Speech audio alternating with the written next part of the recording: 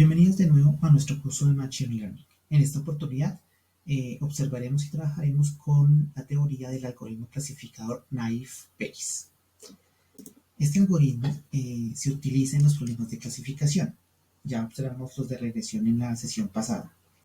Estos de clasificación, básicamente, para recordar un poco, lo que hacen es determinar, hacer un pronóstico o una predicción sobre situaciones particulares de escenarios de similares características donde se debe contestar a una pregunta.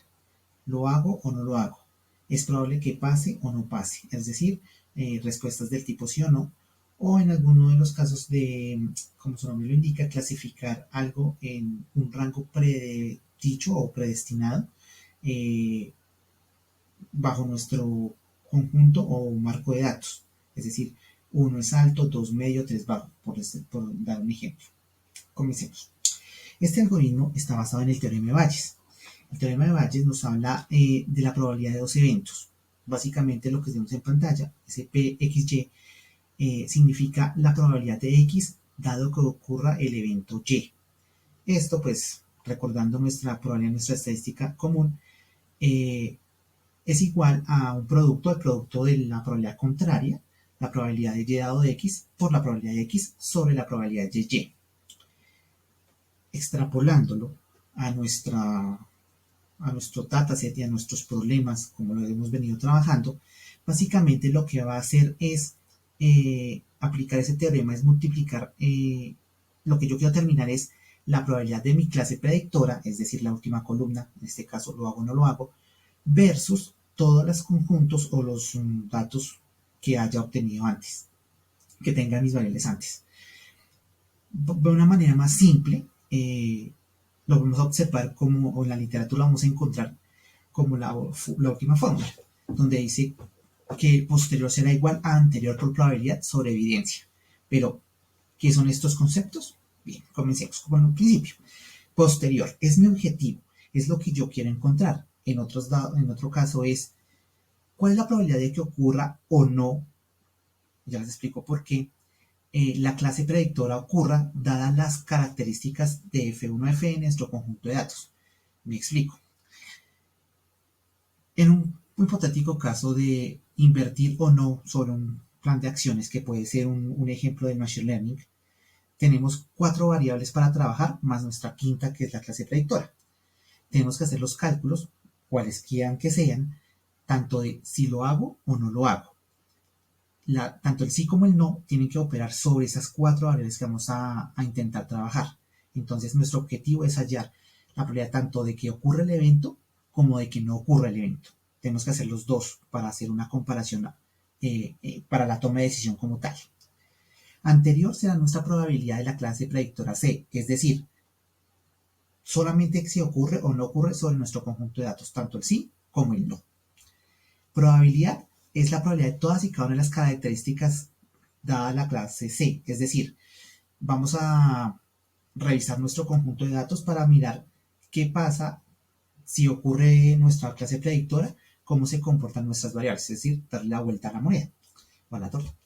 Y finalmente evidencia que nuestro denominador es la probabilidad de las características como tales, sin necesidad de que, es decir, la probabilidad de todo el evento junto con la clase, nuestras clases características, y lo veremos en un ejemplo posteriormente.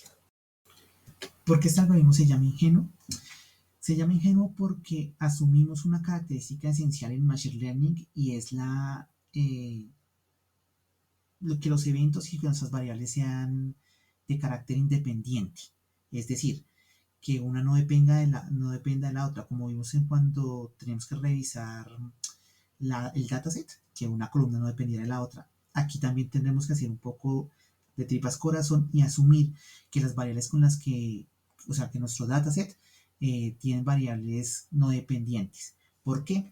Porque al hacerlo, el numerador de nuestra fórmula anterior, este numerador, ¿cierto? El que multiplica la probabilidad de la clase por la probabilidad de las variables da esa clase predictora, puede reescribirse como una productoria. ¿Por qué? Porque como voy a evaluar muchas veces la misma clase contra cada uno de de las n variables que hay, pues se puede, mediante factorización y otro tipo de propiedades algebraicas, eh, reducir este producto en una productoria. La vemos en la pantalla, como siempre, se ve un poco fea la fórmula, pero básicamente lo que hace es lo siguiente. Sacan como factor común la probabilidad de la clase, que es la PC, y luego la productora va de 1 hasta n la probabilidad de cada variable dada la clase predictora. Esto solo, siempre y cuando nuestros eventos sean independientes por la definición de la probabilidad condicional. Y eso todo el trasfondo estadístico que tiene. Eh, en algunos casos es solamente el numerador. En el denominador, la literatura que encontramos no siempre opera con el denominador. ¿Por qué? Porque el denominador es la suma tanto de los eventos del sí como del no. No estamos hablando de la totalidad, pero básicamente a la hora de hacer los cálculos, tanto de la propuesta del sí como de la propuesta del no, es el mismo denominador. Entonces, pues solamente es cuestión de comparar los numeradores de este producto. Sin embargo, no operarlo con el denominador no es un error, no está mal hacerlo, no está mal, se puede hacer dignamente, pero cuando se hacen esos cálculos, los números que se obtienen no son una probabilidad, porque uno pueden salirse del rango del 0,1 y obviamente pues dan unos números que para el cálculo como persona que uno pueda tomarlo pues se ven algo extraños. Pero pues para que sea un poco más estético, un poco más bonito la forma de consecución de los ejemplos, lo vamos a tratar con el denominador.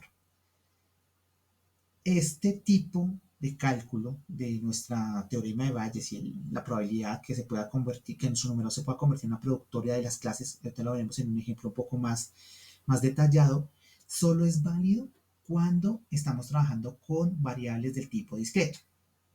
0, 1, verdadero o falso, sí o no. ¿Por qué? Porque es la probabilidad es contar la probabilidad sobre una tabla de frecuencias y bueno, en el ejemplo lo veremos como les decía ahorita. ¿Qué pasa cuando tenemos una variable del tipo continuo? Pues tenemos que hacer una normalización. Hay dos formas de hacerlo. Uno es ajustar nuestros datos en unos intervalos y cada intervalo se llama discretizar la agrupación por cadena, se llama eso. Esto es válido y se usa muy a menudo, pero corremos el riesgo de perder la independencia.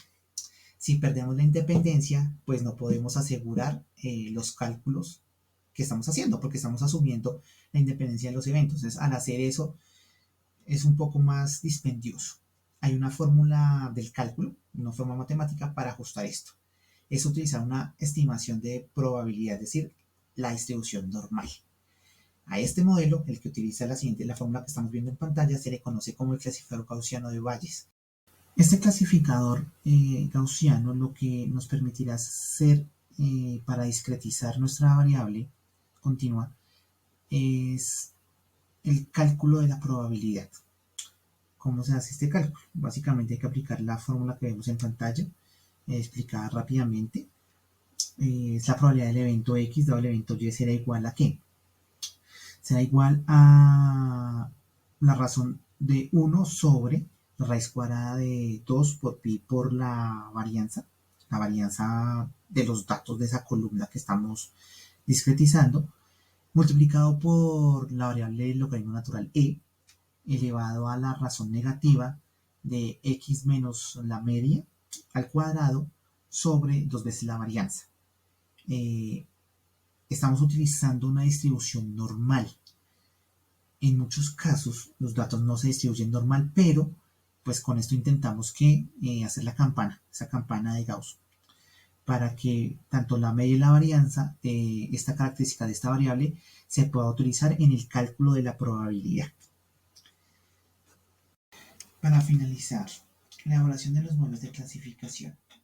En el caso de la regresión, tenemos una fórmula que determina el r cuadrado, el coeficiente de determinación, utilizando el método de los mínimos cuadrados para determinar eh, qué tan efectivo y preciso era nuestro algoritmo, haciendo un cálculo con respecto a la recta de la regresión. En los modelos de clasificación tenemos que construir una herramienta para poder calcular este tipo, hacer este diagnóstico de la efectividad de nuestro modelo. Esta herramienta se llama la matriz de confusión. La matriz de confusión es una tabla, en este caso, en la mayoría de los casos, como es un sí y un no, es una tabla de 2x2 que compara los valores predichos. Predichos son los valores que están en nuestro conjunto de datos, la clase predictora, contra los valores actuales. Los valores actuales es lo que, o reales, actual real, es lo que genera nuestro algoritmo cuando evaluamos cada línea de cada instancia de nuestro conjunto de datos. Es decir, comparar lo que estaba antes contra el modelo que estamos ejecutando.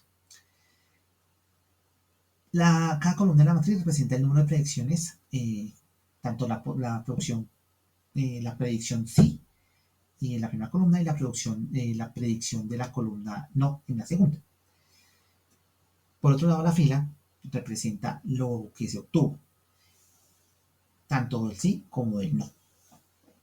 Pero, ¿qué es realmente lo que sale ahí? Básicamente lo que sale ahí es el conteo de columnas. ¿Pero conteo de qué? Ya lo vamos a ver.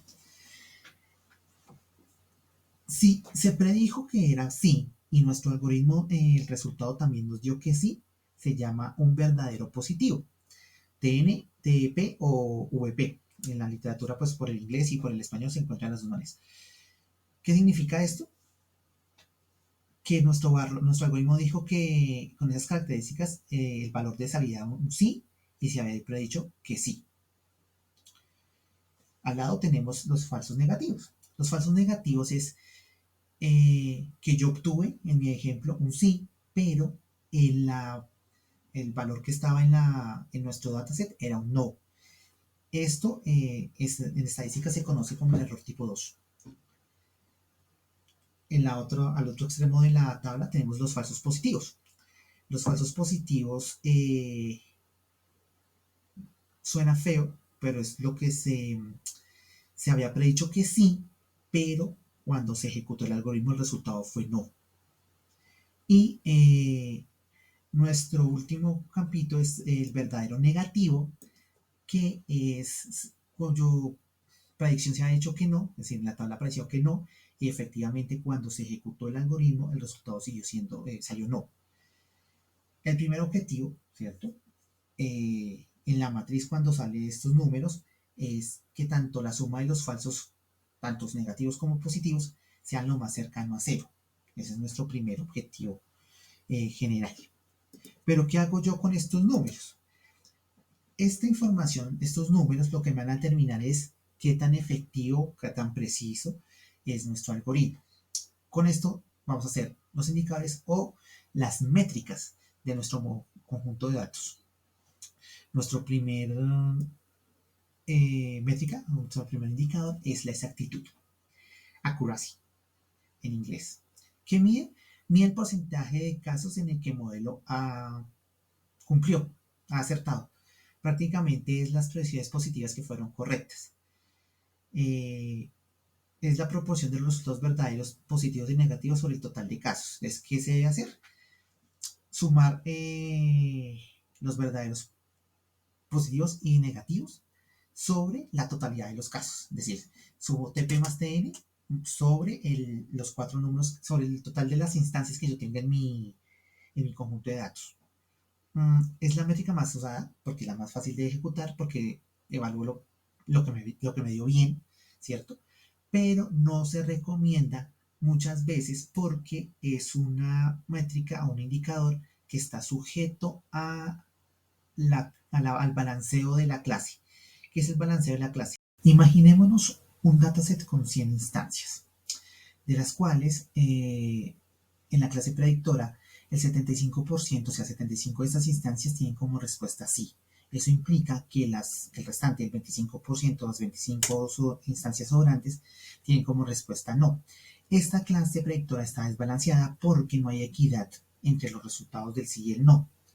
Cuando esto sucede, la exactitud tiende, aunque muestre un resultado óptimo, por encima del 80%, por decir un número fuerte, no significa que que haga un buen trabajo, porque ese 75-25 está implicando que no muchas veces la respuesta no va a ser tomada en serio, la mayoría de las veces se va a inclinar por el sí y la exactitud sería errónea. Así que hay que tener cuidado con esta métrica. Otra métrica que nos muestra nuestra matriz de confusión es la precisión o precision. Esta se refiere a la dispersión del conjunto de valores obtenidos a partir de las mediciones repetidas de la magnitud. Esto es decir, cuando menor la dispersión, mayor la precisión. Básicamente es el porcentaje de los casos positivos detectados. Entonces, tenemos que tomar los verdaderos positivos y dividirlos sobre el total de los positivos, tanto falsos como verdaderos, como lo muestra la fórmula. Otro es exhaustividad o sensibilidad. También se llama recall o sensitivity. También es conocida como tasa de verdaderos positivos. Es la proporción de los casos positivos que fueron correctamente identificados en el algoritmo. Básicamente es sumar, hacer la operación de los verdaderos positivos sobre la suma de los verdaderos positivos más los falsos negativos. Porque los falsos negativos también pueden dar, es una tasa positiva. Specificity o especificidad es lo contrario, es la tasa de los verdaderos negativos. Entonces debemos tomar los verdaderos negativos, dividirlos entre los verdaderos negativos más los falsos positivos. La última métrica es el F1 score y condensa tanto la precisión como la sensibilidad en un solo cálculo. Este es muy usado cuando las clases están desbalanceadas, en contraposición de la exactitud. Básicamente debemos multiplicar el recall, la sensibilidad, por la precisión y dividirla entre la suma del recall más la precisión y multiplicarlo por 2. Esto nos implica que a una alta precisión y un alto recall, el modelo maneja muy bien la clase, es decir, la clase está dando lo que tiene que dar y es un buen modelo para usar. Cuando la precisión es alta y el recall es bajo, significa que no es que se detecte muy bien, pero cuando lo hace con garantías de confiabilidad. Una baja precisión y un alto recall implica que, aunque detecta bien la clase, de vez en cuando se va a pegar una equivocada por los datos que tiene el conjunto, el dataset. Y finalmente, cuando hay baja precisión y bajo recall, no es un modelo a escoger. O sea, es todo lo contrario a la primición. Es un algoritmo que no logra clasificar nuestra clase correctamente. A continuación vamos a ver primero un ejemplo chiquito, pequeño, con el ejemplo de la posibilidad de jugar o no golf, da unas características ambientales. Y luego veremos uno de la diabetes. ¿Cuál es la diferencia? En el primero solo utilizaremos variables de tipo discreto y en el segundo vamos a utilizar una variable continua para utilizar el ejemplo del Gauss. En el primer caso vamos a usar solamente Excel, es un ejemplo muy pequeño, lo vamos a correr divinamente en Excel. Y en nuestro segundo ejemplo vamos a utilizar Python para ello.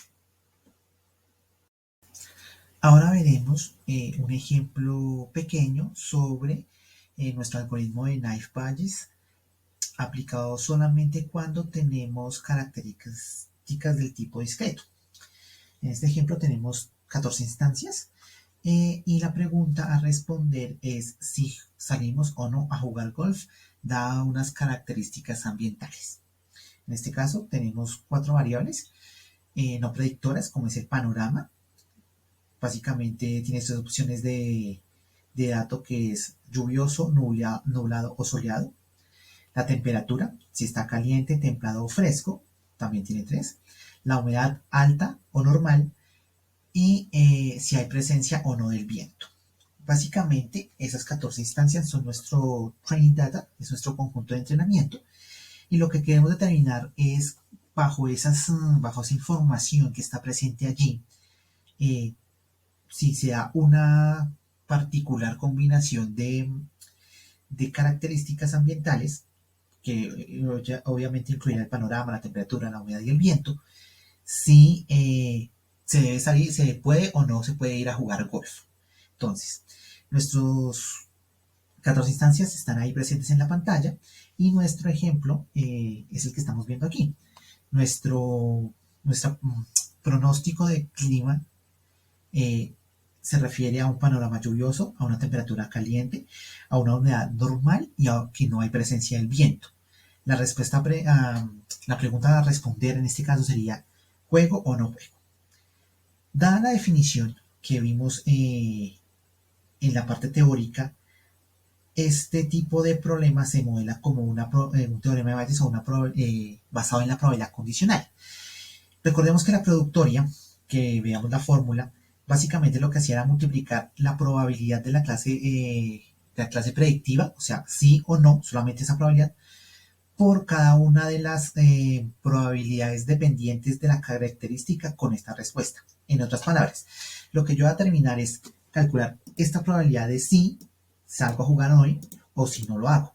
En este caso, tengo que evaluar la probabilidad del soleado, dado que sí voy a jugar, la de caliente, dado que sí voy a jugar, por la normal, por la de la humedad, dado que sí voy a jugar, por la del viento igual a no, porque voy a jugar, por finalmente la probabilidad de jugar o no jugar al golf. Y también en caso contrario, porque debo validar las dos opciones. Si yo tuviera una clase predictora de 4 posibles respuestas en una escala de 1, 2, 3, 4, alto, medio, bajo o inexistente, por decir de alguna manera, entonces tendría que ser cuatro cálculos, una por cada una de las opciones de respuesta que tengo en la clase predictora. Lo que vamos a hacer ahora, primero, es calcular las probabilidades de cada una de las opciones que tengo presente. Para ello, te voy a hacer una tabla de frecuencias y evaluar cada probabilidad sobre cada característica versus la clase predictora. Lo que se debe hacer es calcular las frecuencias relativas de nuestra tabla de datos, comparando cada variable no predictora versus la predictora, cada una por separado. Es decir, tenemos que contar, en este caso, solamente sobre la columna de panorama versus la columna jugar golf, cuántas veces que el panorama sea lluvioso se puede jugar golf y cuántas veces no se puede hacer. En este caso, por ejemplo, la opción panorama lluvioso y jugar golf sí aparece 2 veces, como lo vemos en las líneas en la instancia número 8 y en la instancia número 10. Asimismo, también contamos nublado, en esta vez son 4, y soleado, en este caso son 3. Lo mismo, por ejemplo, para el caso del no. No vamos a encontrar, por ejemplo, un caso donde el panorama sea nublado y la opción jugar golf sea no. Todas las que aparecen como nublado, la opción jugar golf es sí. Entonces, por lo tanto, en este caso es 0. Luego de obtener esta cantidad de números, es decir, el conteo, la frecuencia, debemos calcular la probabilidad. En este caso, la probabilidad se calcula solamente con respecto a la totalidad de las opciones, es decir, sí por un lado y no por el otro. En este caso estamos dividiendo, como vemos en la fórmula, sobre el total, que son los 9 casos del sí, y para la probabilidad del no sobre los 5 casos del no. No sobre la totalidad de las 14 instancias, es decir, cada instancia por separado, cada valor de la clase vectora por separado. Se hace lo mismo con la temperatura, se hace lo mismo con la humedad y se hace lo mismo con el viento, es decir, con cada una de las variables no predictoras de nuestro modelo de datos. Y para finalizar, debemos hacer el cálculo de la probabilidad como tal de la clase predictora. Es decir, hay un 64% de jugar golf contra un 35% de no hacerlo, independientemente de sus características previas. Solamente la probabilidad sobre, en este caso, la probabilidad es sobre 14. Ahora bien, con nuestra fórmula, que ya la tenemos calculada aquí, debemos calcular tanto numerador y denominador para saber cuál es la opción más asequible que vamos a tomar para ver si o no podemos jugar golf con nuestras 4 características predefinidas. En este caso, la primera opción, tomamos lluvioso sí, caliente sí, humedad normal y viento no, y lo multiplicamos también por nuestra probabilidad de jugar sí. En este caso nos da un valor de 1.41. Hacemos lo mismo con la probabilidad de no. En este caso, cogemos las columnas del no como vemos en la pantalla. Finalmente calculamos la probabilidad de hoy. ¿Qué es la probabilidad de hoy? Es sumar las dos probabilidades, tanto la de sí como la de no, porque al sumar estas dos tipos de probabilidades, obtenemos la totalidad de ella. Tanto las opciones como el sí con el no, al sumarlas, pues obtenemos el panorama general del 100%. Y calculamos efectivamente la probabilidad. Como les decía en las diapositivas previas, no es necesario hacer el cálculo del denominador porque estamos sobre la generalidad del problema. Pero para que tenga un valor estáticamente entendible, digámoslo así, es decir, para que tenga calidad, es decir, que es una probabilidad, pues debemos hacer la división para que nos dé y nos arroje un valor. Con los valores obtenidos, siempre escogemos el valor mayor. En este caso, hay un 67.29% de probabilidad que con esas 4 características dadas juguemos golf, contra un 32.71% que no. En este caso, pues la opción entonces del juego es sí.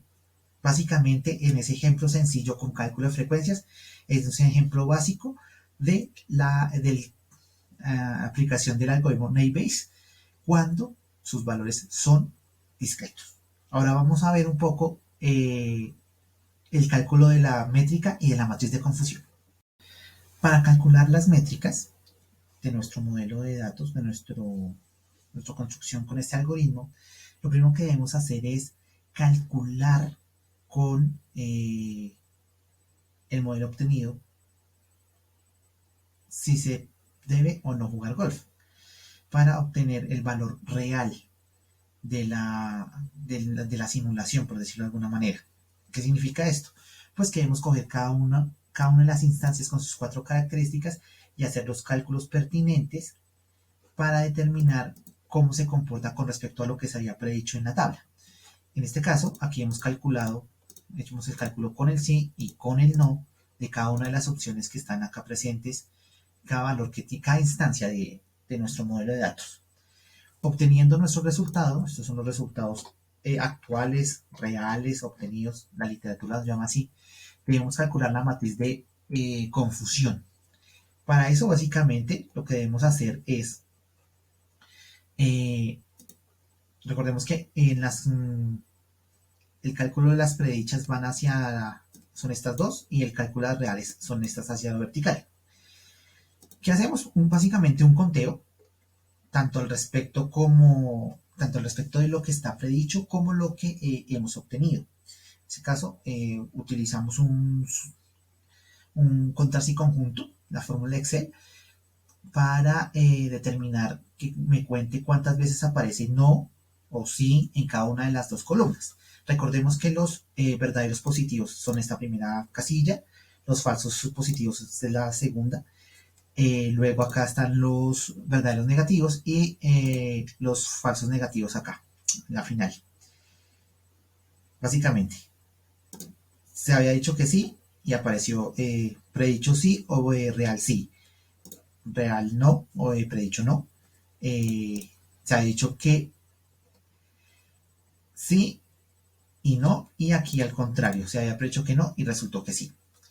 Y con esto calculamos principalmente pues calculan los 3 principales indicadores, que son la exactitud, la precisión y la sensibilidad. Como vemos, es muy preciso, un 100%. ¿Por qué? Porque no hay falsos positivos. Entonces, básicamente, por encima un vistazo rápido, es un modelo muy pequeño. Al ser un modelo muy pequeño, pues es probable que nuestro caso de datos esté tendiéndose hacia valores generalizados, digámoslo de alguna manera así. ¿Por qué? Tiene una efectividad del 93% casi, pero esto se da porque la clase predictiva está desbalanceada, es decir, tenemos 9 contra 5. Entonces, en muchos de los casos, todo se va a ir por el sí. ¿Por qué? Porque evidentemente no está equitativamente balanceada la clase predictora.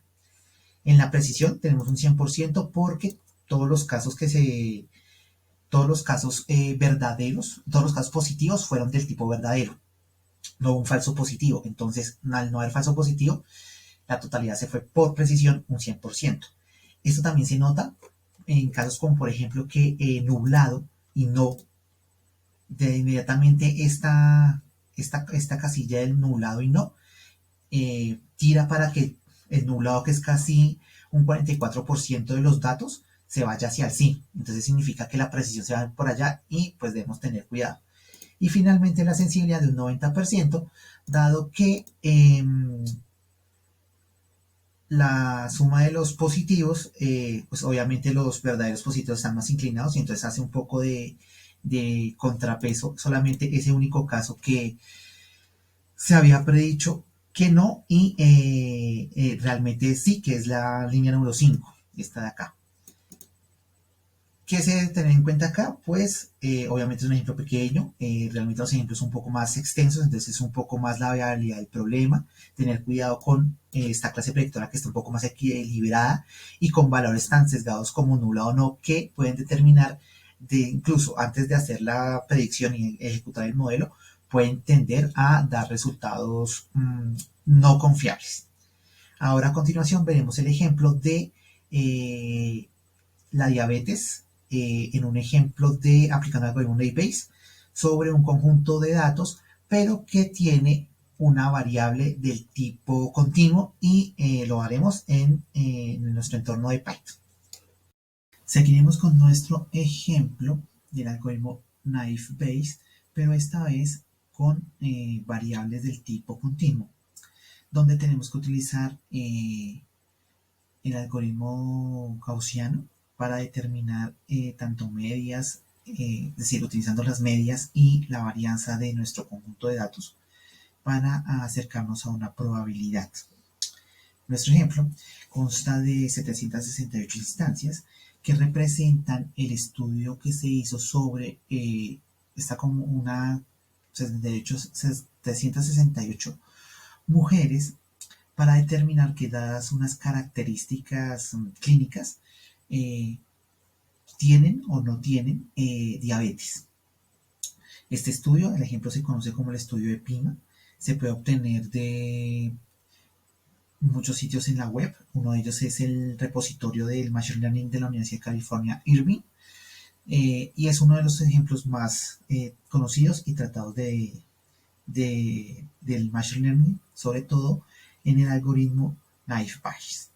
Lo primero, pues como les comentaba, 768 instancias que están dispuestas y vamos a ver primero ver qué significa cada una de esas características clínicas. Nuestra primera variable es una variable entera, es el número de embarazos que ha tenido las candidatas. La segunda es una concentración de glucosa en una prueba oral de tolerancia de 2 horas. Eso es un dato numérico continuo. Nuestra tercera variable es la presión arterial diastólica, se mide sobre el mililitro de mercurio, es como tomar la tensión de cualquier persona. Nuestra cuarta variable es el grosor o el espesor de la piel a la altura del tríceps y está medida en milímetros. Nuestra quinta, la siguiente, es la insulina sérica, es decir, la insulina presente en sangre, también en un examen tomado de 2 horas, y su medida está en miliunidades sobre mililitro. El siguiente es BMI, que es el índice de masa corporal, que se calcula de la siguiente manera: el peso en kilos sobre la altura en metros al cuadrado. Esa es la fórmula que se utilizó para calcular este índice de masa corporal.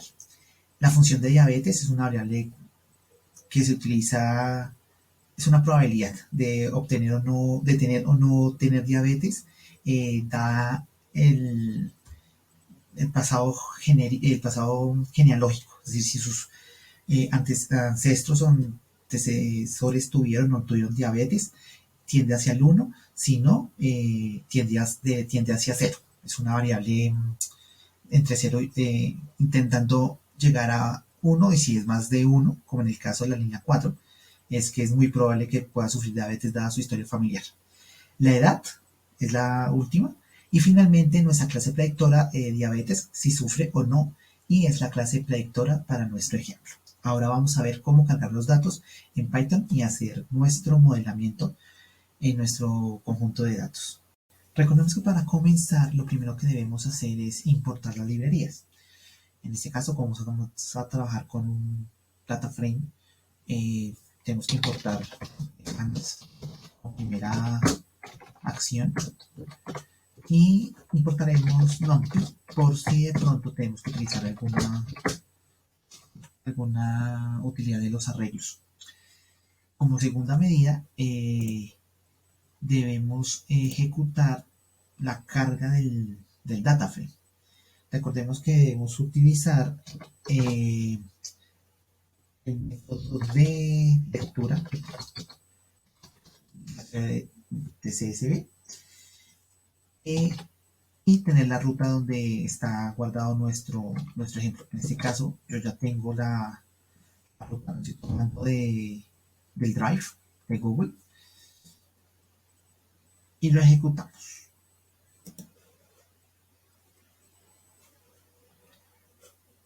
Luego, para comprobar que hemos cargado satisfactoriamente el data frame a nuestro entorno de trabajo, basta con ejecutar el método de heads, el que nos muestra las primeras columnas de nuestro data frame. En este caso, comprobamos y nos trae nuestras 8 primeras instancias del data frame que acabamos de subir. Luego de esto tenemos que ir a separar nuestro data frame tanto en entrenamiento como en pruebas para determinar cómo trabajar con estos datos. Entonces lo que debemos hacer primero es importar la librería sklearn, model selection, que es la que nos permite, donde viene específicamente el train test split, que es el que nos va a permitir dividir esto. Recordarán, tenemos que decirle al modelo qué variables son nuestras características y qué variable es nuestra clase predictora. En este caso vamos a utilizar las 8 características que estamos viendo en pantalla y definamos una vez una serie que queremos que salga. Entonces queremos que entonces contamos con el número de embarazos, en este caso los vamos a poner en español para que tampoco sea entendible. Número de embarazos. Empecemos con la glucosa. Entonces, pongamos glucosa. Esta variable, como estamos viendo en pantalla, es la presión arterial, entonces pongámosle presión arterial. La variable es el grosor de la piel, entonces con grosor tenemos la variable de la insulina. Esta siguiente variable es la masa corporal, dejémoslo MC. El índice de masa corporal. Luego es la función de la probabilidad de tener diabetes dadas el árbol histórico. Entonces pongámosle diabetes histórica. Y finalmente la edad. Esos serán nuestras variables características con las que trabajaremos. Y nuestra clase predictora será igual a la última columna, que es diabetes. Entonces, en este caso será diabetes. Ya tengo los títulos de las columnas y ya sé qué es lo que va a tomar, pero yo tengo que llenar, separar qué es mis variables X con las que yo voy a trabajar. Entonces, para ello, al igual que en el ejemplo anterior de regresión lineal, debo decirle que X será todo aquello que encontré en las características .value, values, y Y es lo mismo, pero solamente con la variable que definimos como diabetes.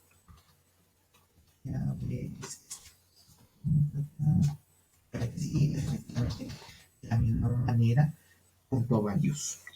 Finalmente, debo de definir el tamaño en la que voy a dividir estos dos conjuntos, tanto entrenamiento como pruebas.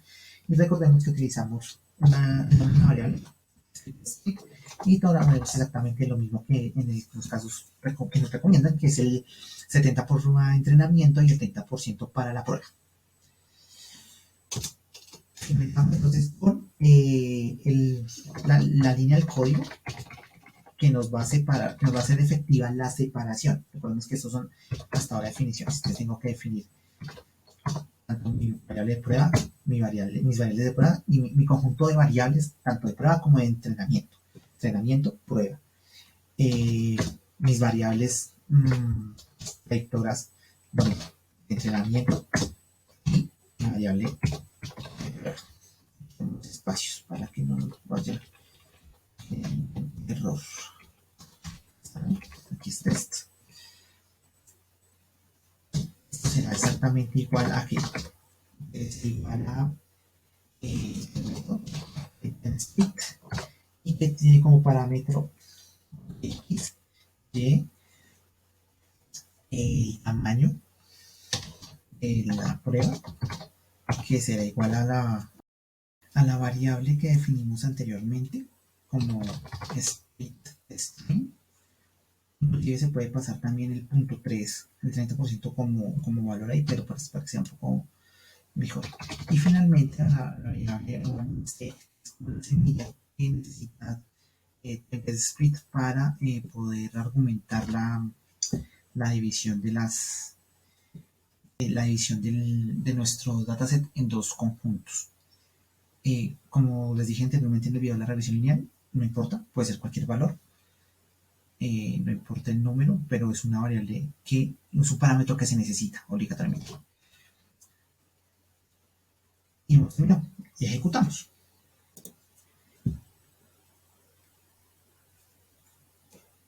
Luego de esto, debemos entonces, ya separamos los dos conjuntos. Algo importante que debemos tener en cuenta es ver el tamaño de los conjuntos. ¿Cómo? Con el método len podemos mirar qué tan grande es tanto el conjunto train como el conjunto del test. En algunas instancias, tanto x tienen el mismo número de instancias y xtest con test, pues básicamente lo ejecutamos así. En este caso está imprimiendo solamente la última línea. Si quisiera saber qué tan grande es el conjunto de entrenamiento y el conjunto de pruebas, lo haría así. 277 instancias tiene train y 231 instancias tiene la prueba. ¿Esto por qué? Porque al final haremos algo con estos números. Ahora debemos cargar el algoritmo. Vamos entonces acá a poner un poco esto para que tenga un poco más de orden.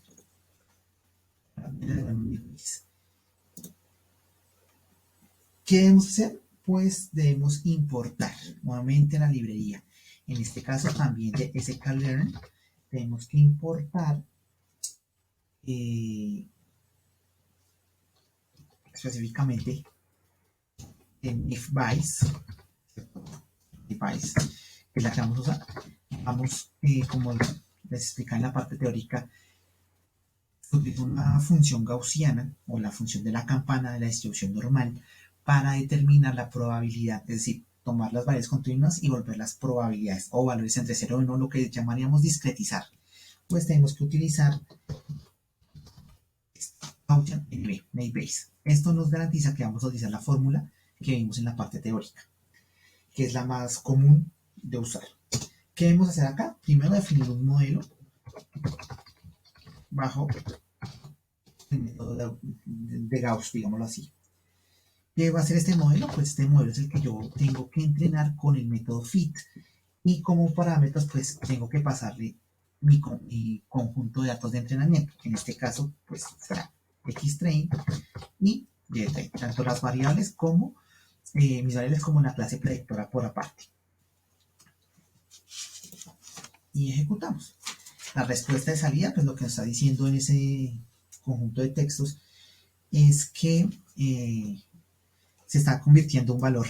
Nos está diciendo, mire, efectivamente yo lo hice. Hay un warning que está diciendo que hay algunos valores que no se esperaban. Esto puede ser porque hay columnas con valores, instancias con valores en cero, que se salen del rango.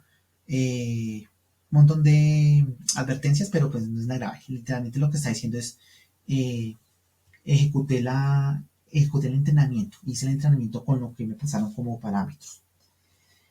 Bueno, ahora ¿qué debemos hacer? Pues básicamente debemos ver qué fue lo que se hizo. Para esto, pues básicamente definimos una...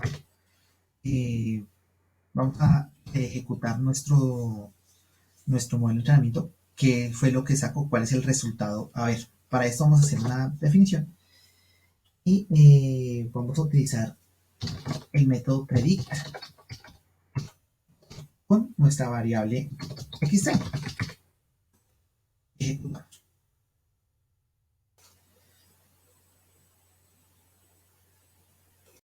Aquí sacó error básicamente porque se fue en mayúscula la palabra try. Si fijamos cuando le paso el parámetro, él me ofrece en minúscula. Efectivamente corregimos y se ejecuta.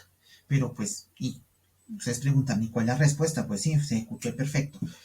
Pues podemos imprimirlo y lo que nos va a dejar es un panel con los resultados de true o false de todos los, en este caso, de los 537 registros del tren. Segundo, corre esto y ponemos aquí predicción. Ejecutamos y efectivamente pues nos incluye todos los casos que son verdaderos o falsos de la estimación de la diabetes. También puedo hacer lo mismo exactamente con la variable de pruebas. Defino el modelo, llamo el método predict, el parámetro test. Y imprimo en este caso a una variable, un poco más corta porque son menos registros. ¿Qué más podemos hacer acá? Lo otro que podemos realizar en este momento de la ejecución de nuestro modelo es calcular las métricas o los indicadores que en este caso son diferentes a los de la regresión lineal, dado que ese es un problema de clasificación.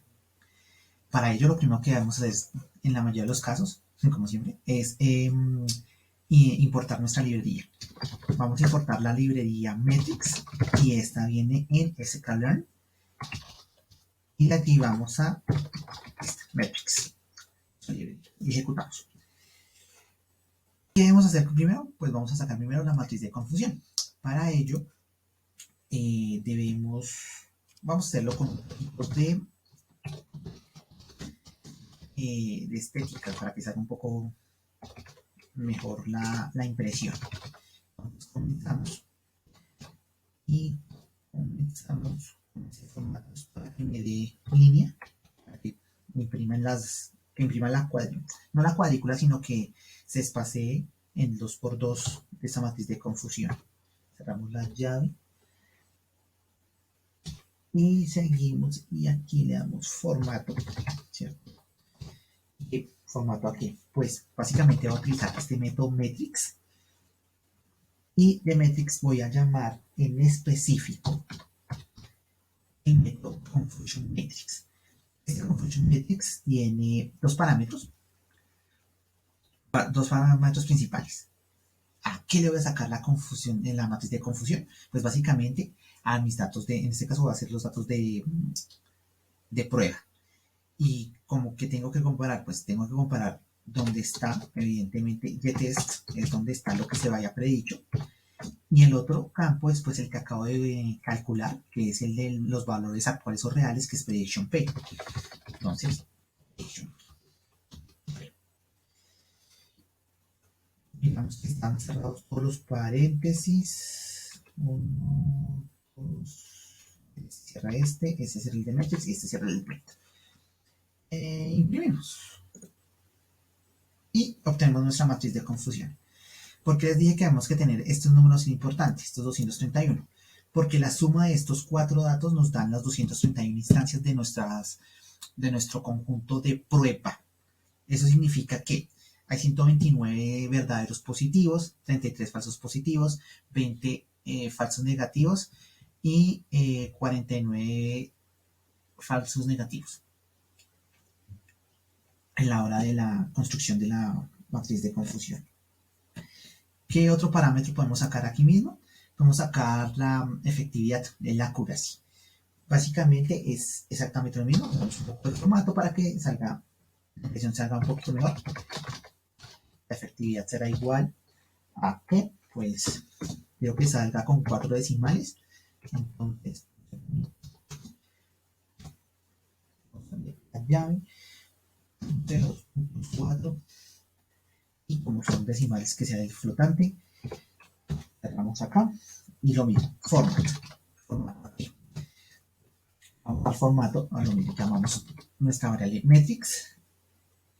En este caso, el método es accuracy score.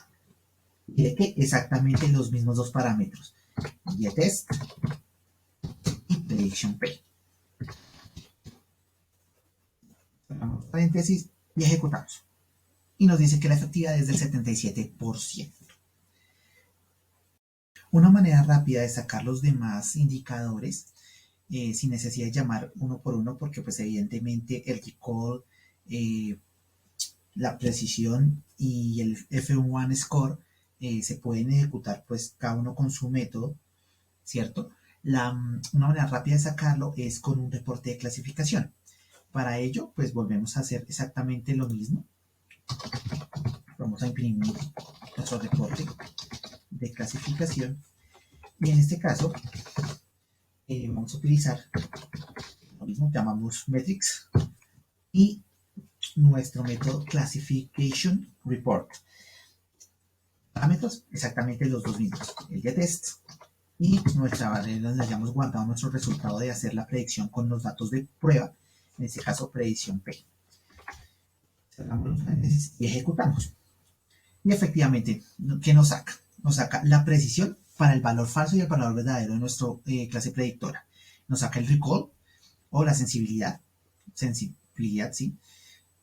Nos saca el F1 score. Asimismo nos saca un accuracy, como vemos acá está, es el mismo que obtuvimos acá, también no lo imprime.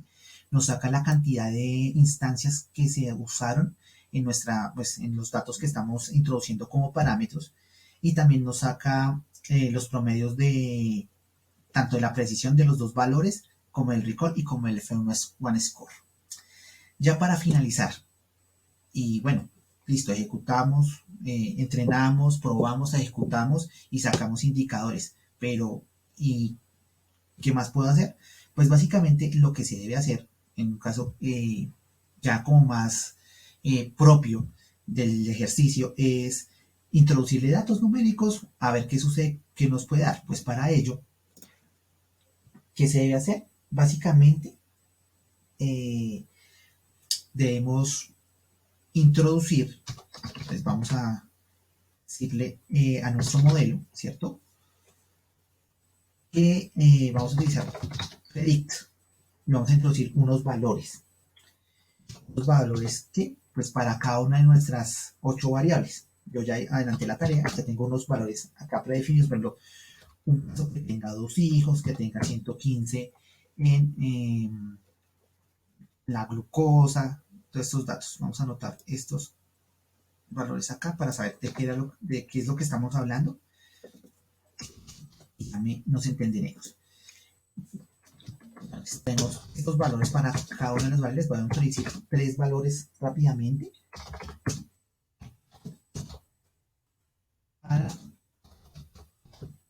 para denotar qué es lo que hace o qué es pues, el resultado que quiero obtener, básicamente. Porque sí, obtuvimos muchas cosas, pero pues a la postre no estamos obteniendo nada en concreto. Entonces, vamos a introducir este tipo de variables datos que pueden encontrarse en un ejemplo en la vida real, porque pues para esa gracia es el ejemplo, ¿verdad? Si yo introduzco una cierta cantidad de valores que me puedan garantizar que el algoritmo se ejecute y que es lo que me gusta, porque a la postre muchas veces uno no sabe si los valores que están introducidos también están mal. Básicamente confía como para saber qué es el resultado a obtener, más no si está bien o si es el mejor o el más óptimo. No, básicamente es una aproximación de lo que queremos obtener. En este caso tenemos 8 variables, 2, 4, 6 y 8. Cerramos acá, cerramos